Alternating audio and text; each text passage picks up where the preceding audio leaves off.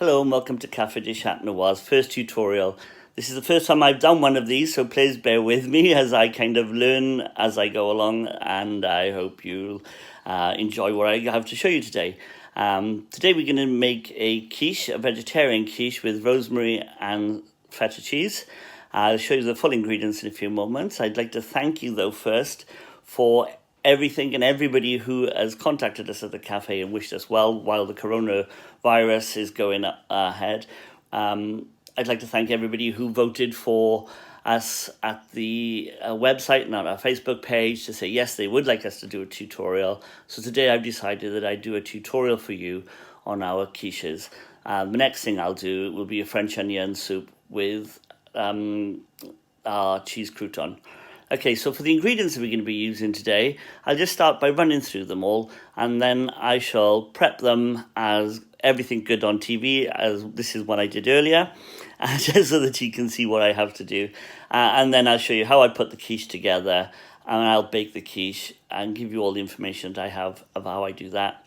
And then I'll show you the results at the end. I'll also give you a few tips that if you incur any problems along your way and some common mistakes that can happen, or some problems that can occur depending on your oven and everything else. Okay, so here's the ingredients that we're going to be using. So we have some sun-dried tomatoes, so that's 2/3 of a jar. I'm going to chop them up to make them smaller while they go into the quiche.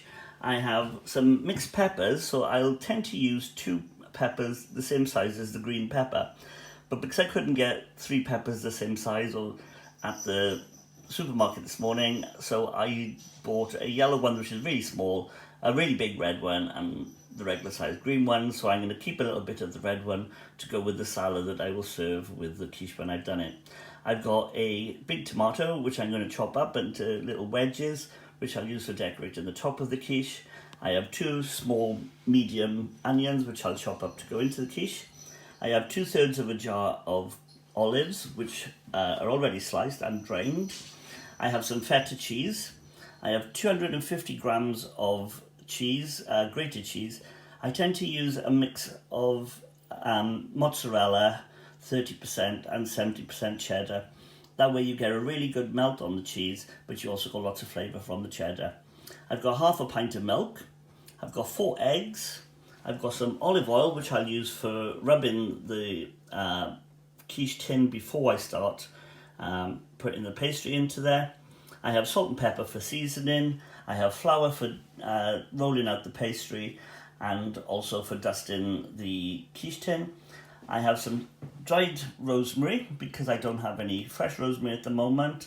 And this is some puff pastry that I made whilst I was at the supermarket. My life is too short and I can't be bothered to make my own puff pastry, but I do like using puff pastry as my base when I'm doing my quiche. Some equipment that you're going to need is a whisk. You're going to need either a bowl or a jug for whisking the eggs and the milk together. You're going to need a quiche tin. You're going to need a chopping board and a knife. The quiche tin the quiche dish that I'm using for this one is actually a 14-inch dish. I would normally use at the cafe a 16 to 18-inch dish, and then I would use a whole jar of the olives and a whole jar of the peppers, of the tomatoes, and I'd use all of the peppers that were there. And I would also then use 5 eggs and 2/3 of a pint of milk. So as you can see, these are all our ingredients. I'll get these all prepped and put together, and then I'll come back to you with them as I start putting everything together. Okay, so let's start by preparing all the vegetables. So with my peppers, I tend to cut them off at the top. Okay, so you can take this middle section out and disregard this.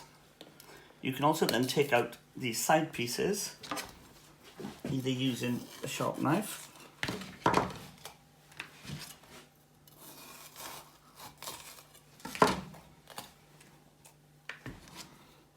You don't want these pieces of pith in there, they're just not great. Okay, then if you take off the top, okay, I'm going to keep this piece, which I will use in my salad, which I will serve with the quiche when I kind of prepare to cook it, to serve it. Okay, then I'm going to do just nice slices, not too thick. You can chop these up into small cubes if you prefer, but to be honest, I just kind of like doing them like this. Everybody has to put them in as they personally feel is the best for themselves.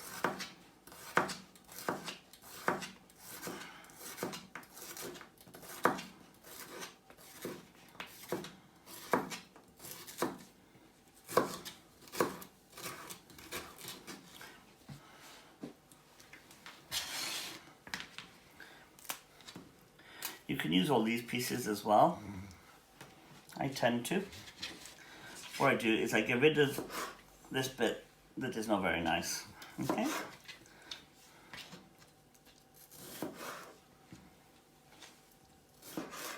A good tip when you're kind of actually doing the chopping with a knife, okay? If you put your hand like this with your thumb always behind, and as you go down with the knife, you go along the side of your nails and you never actually cut yourself. Okay, so there's my red pepper.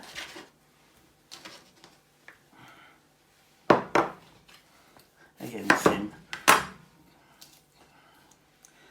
with my yellow.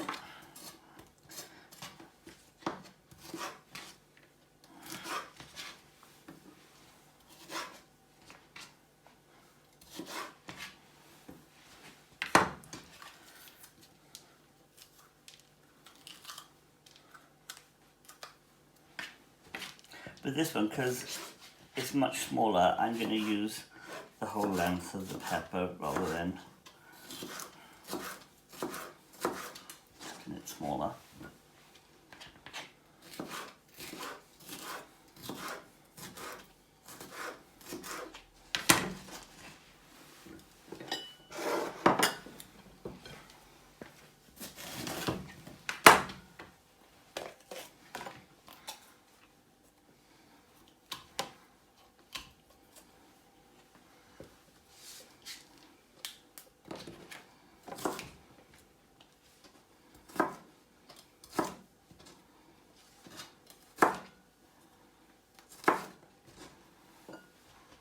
It doesn't matter if you mix them in the bowls, because they're all going to be mixed when they get into the quiche anyway.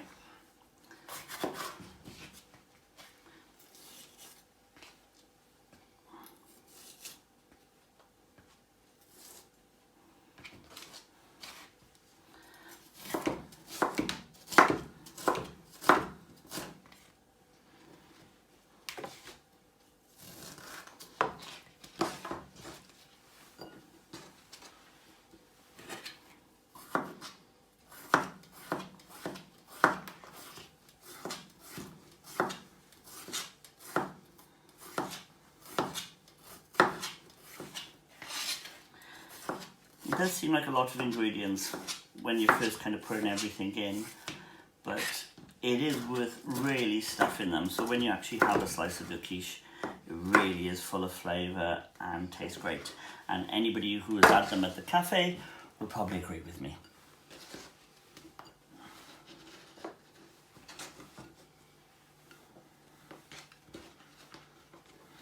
Okay, I'm just going to put this into recycling.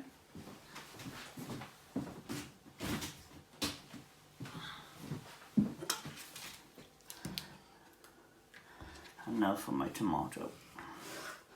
So I cut this into wedges.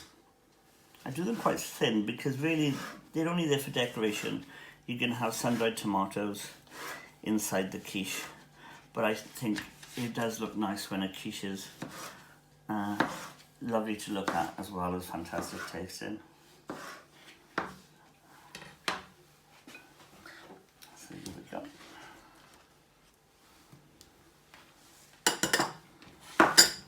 Now I'm going to change chopping boards because onions can carry bacteria on the skin, and because we want to get rid of that so it is not actually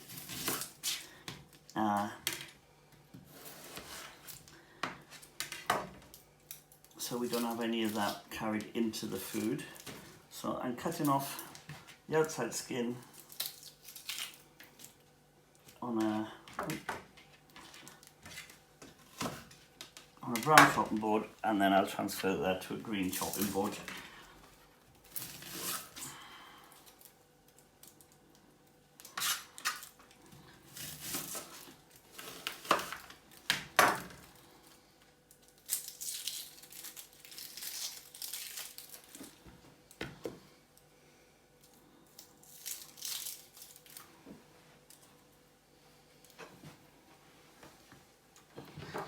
Again, all the peelings can go to recycling.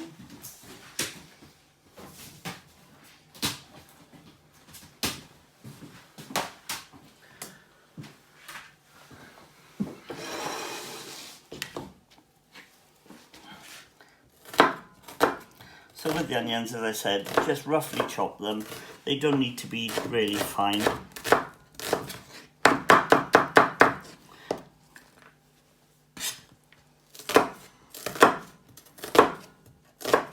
And again, try to keep your fingers and thumbs behind the knife blade at all times. I'd like to see you back at the cafe with all 10 digits when you lockdown is over, if that's okay, please.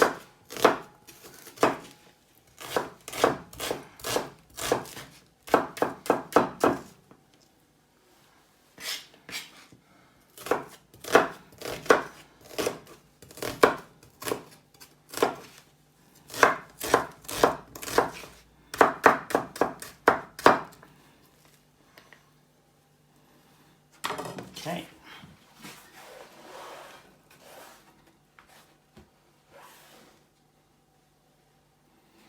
And the last thing to chop up is the sun-dried tomatoes. So I tend to do these into small slices. You can leave them whole, but when you're cutting up the quiche, it does make the whole thing come out in one go. The olives as well, you can leave them whole, but if they're sliced up, it does make life a lot easier when you're kind of cutting the quiche later to serve to your guests.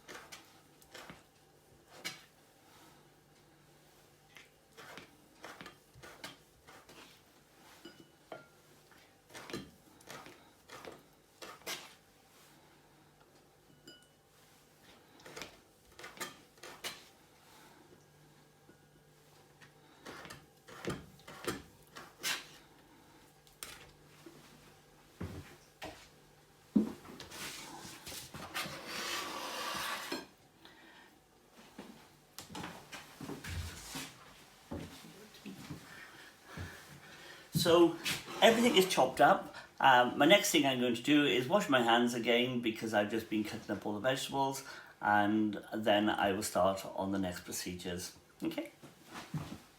Okay, so now I've washed up again and got all the vegetables and everything off my hands. We're next going to start by putting the quiche together. So we're going to start off by using a piece of I tend to use a piece of the greaseproof paper which the pastry comes in. I then pop in a little bit of oil, and then I use the greaseproof paper to rub the oil around the entire dish to make sure the entire bowl is totally covered with oil. Okay.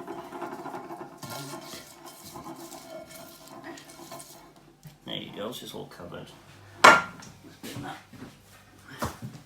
Okay, next I use some of the flour and I dust quite heavily the entire dish. The reason I do this is because when the quiche is cooked, it will come out really, really easy, and absolutely nothing will stick to that. If you're making a cake tin, you can do the same using butter and flour, or whichever you're doing. Okay, the rest of the flour then I'm going to use to sprinkle over the desk. Even though the pastry was made by myself, as I said earlier, at Asda's Finest, I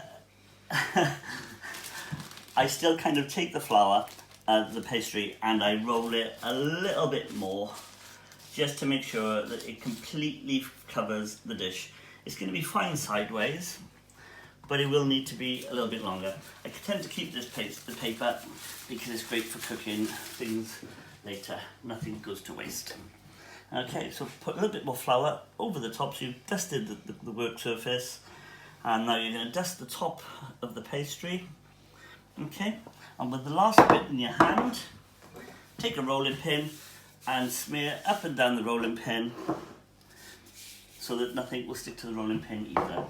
Okay, so now we're just going to push the pastry both the in sideways from the length, just to kind of get it to make it into a nice big square. There you go. Okay, pop that around the roller and roll. Take the dish, place over. Don't let the pin go down onto it, because it will kind of start cutting the pastry. What you need to do, you want to drape it over roughly, and then all around, go in, push in the pastry right the way down to the bottom of the dish. Okay, to make sure that that pastry totally goes into the dish and there's no breaks, no seams or no seals. As I said, I'm used to doing a much bigger dish than this one, so I've got quite a lot of pastry left over, but what I've got left I could make another quiche with, or use it for something else. It doesn't matter, it just become rough puff pastry at that point. Okay, so I don't cut the pastry now, which is unusual for most people would cut it now, but I like to cut it at the end when I'm about to kind of, before I put it in the oven. So now I'm going to put in my onions, okay? Put them all through, mix them all in. Okay, so you've got a good spread of the onions all the way around there.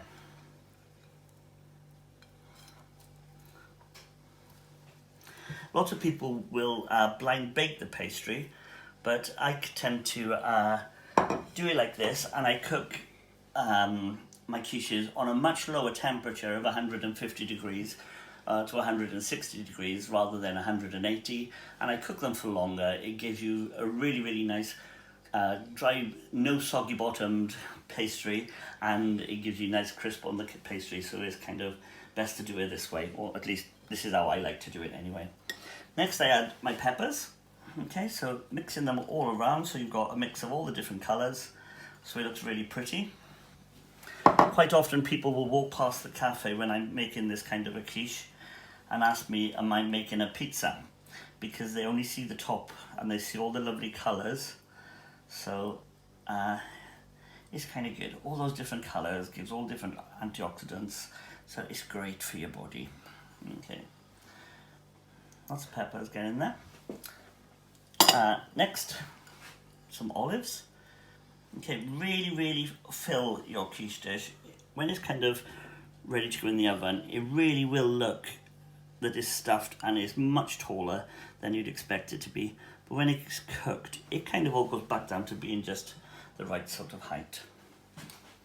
Okay, and lastly, for the inside, I'm going to be popping in the sun-dried tomatoes. Again, get lots of them in there, lots of flavour. Make sure you've got a good even mix right the way around of all the different ones there. Okay.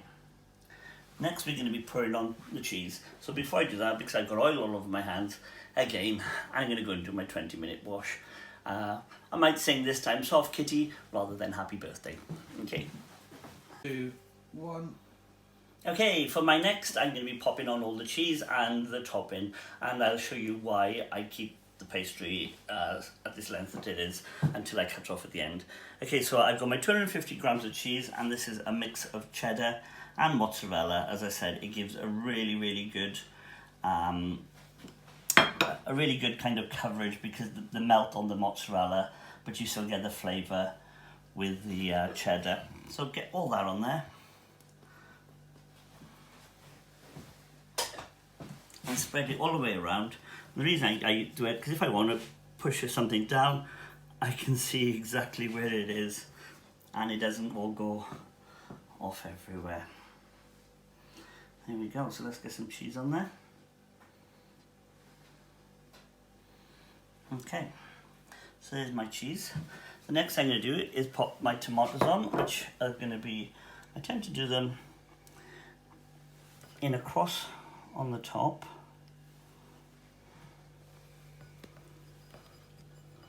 If I'm doing a bigger one, I would do 5 on the top. And then I pop them around. This also helps me when I come to cut up the quiche. I know exactly where to cut to make equal portions for everybody, because it's kind of pre-portioning everything up. Here we go. Okay. Next, I'm going to take my feta cheese and I'm going to pop them pieces in between the tomatoes all the way around. It's probably OCD of my part, but I kind of like it to all be symmetrical and to look really nice. So I start off by putting equal pieces and then filling in any little gaps that I can see that needs of them.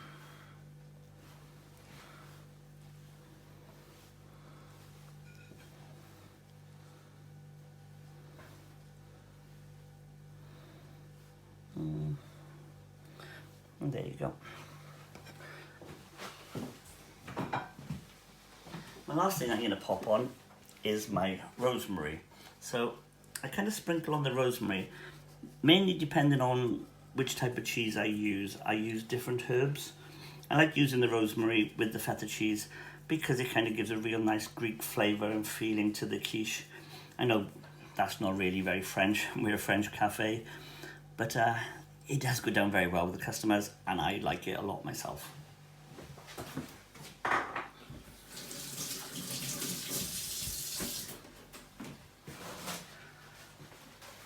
Just getting the excess rosemary off my fingers. Next then, I have some salt and pepper. Not too much salt because there is quite a lot of salt already in the feta, but it is kind of nice to have a little bit of a fiery bit of the pepper.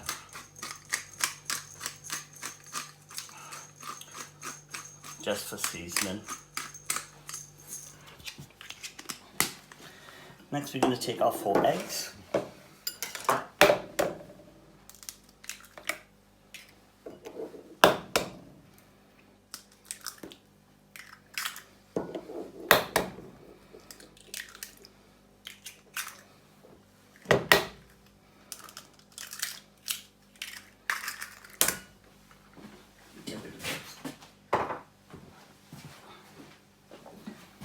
Add some milk, about half a pint, and beat the eggs. You kind of want them to be completely mixed up so they're all kind of there. So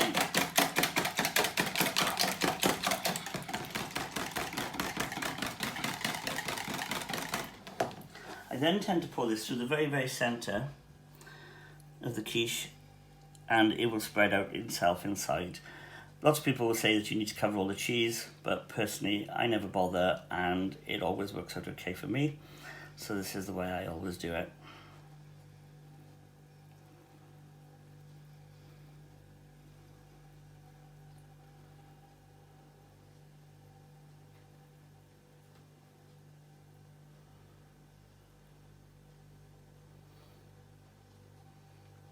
Just keep pouring this in really slowly because you don't want it all to go into one area and overflow and go everywhere. And then the very last thing I do, if any of my herbs have all kind of been washed away by the egg, Just use the last little bit of the things, sprinkle it on. Nobody would ever know. Okay, the last going off. Make sure everything is inside your quiche and it's nice and full. And we're going to cut off the pastry. I tend to cut it off with a little bit of a lip. If you can see, there's about a 1 centimetre longer pastry because it's just overflowing the end of my tin or dish, because when it goes into the oven the pastry will shrink back, but instead of the things overflowing it'll all stay inside of the quiche. Okay, so there's our quiche ready to pop into the oven, and as I said, I've popped the oven on 150 degrees and I put this on the very bottom of the oven and I leave it there for about an hour to an hour and 45 minutes. An hour to an hour and 15 minutes, and I check it after 45 minutes. So what I'll do is I'll come back to you in 45 minutes time and I'll tell you how things are going along. So after 45 minutes I checked the quiche and it still needed a little bit longer. I didn't realise when using the cooker at the house rather than the cooker at the cafe. The cafe has an element on the top and the bottom, and the one at the house has a fan oven, so it took different timing and so on. So just after 1 hour the quiche was actually cooked. I've taken it out of the oven and I've put it on a trivet now for you to be able to see. So this was the quiche after an hour. As I say, the timing on your oven will be different simply because you might have a fan assisted oven, or you might have a cooker like we have at the cafe with the elements at the bottom and the top. So just keep an eye on it and just make sure that your pastry is nice and cooked and that the quiche is all completely done and cooked on the top. If you give the quiche a little bit of a wobble and there's still movement in the kind of top, then it needs a little bit longer. If it's already to the point that it's as brown as this quiche is, then what you can do is put a tray or a sheet above the quiche, and then the bottom of the quiche will continue to cook, yet the top will stay as it is and not cook any further. Okay, I hope that was great. I hope you enjoyed it, and I look forward to doing another tutorial for you. Leave any comments below.